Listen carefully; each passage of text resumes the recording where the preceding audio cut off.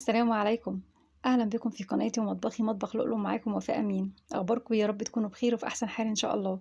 إيه رأيكم بقى في كيكة الشوكولاتة أو جاتو شاتو؟ ممكن تمشي الاتنين. زي ما انتوا شايفين جميلة جدا. هنعمل الصوص اقتصادي وكمان اللي هنعملها من غير بيض. إن شاء الله المكونات هتعجبكم. يلا بينا نشوف المقادير ايه وطريقة التحضير ايه. بس يا ريت بعد إذنكم لو عجبكم الفيديو متنسونيش في لايك واشتركوا في القناة لو أول مرة تشوفوها عشان يوصلكم كل جديد بإذن الله. اول حاجه عندنا في المقادير حاطين كوبايه من السكر وكوبايه من الحليب الساخن ونزلنا عليهم بنص كوبايه من الكاكاو الخام.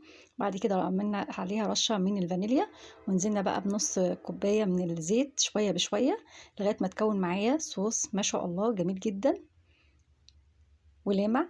نزلنا بقى طبعا بنصه في البوله زي ما حضراتكم شايفين، ده اللي هنحطه في وش الكيك، على وش الكيك يعني.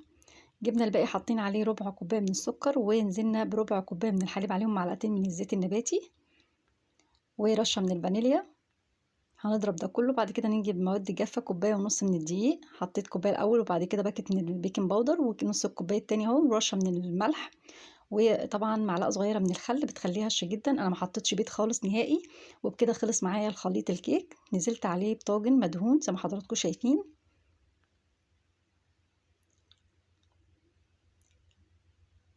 هفرغ منه الهواء. هحطه في فرن ساخن مسبقا على درجه حراره 180. ما شاء الله زي ما انتم شايفين جميل جدا وطالع جميل جدا وطري وهش. عملته طبعا بالاخرام كده عشان بس اللبن يدخل جواه. ونزلت بقى بالصوص الشوكولاته اللي احنا عملناه الاقتصادي جميل جدا ولامع.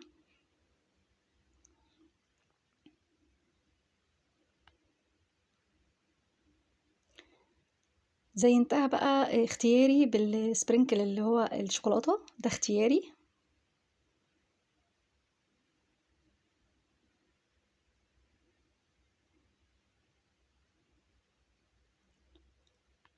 وحطيت بقى على نصها كده نصها فراوله والنص التاني سبته ساده.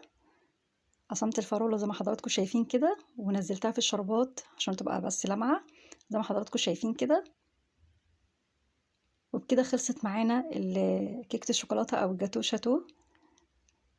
سهلة جدا وبسيطة جدا جدا. وحطيتها في التلاجة طبعا لمدة ساعتين كده او 3 ساعات على حسب.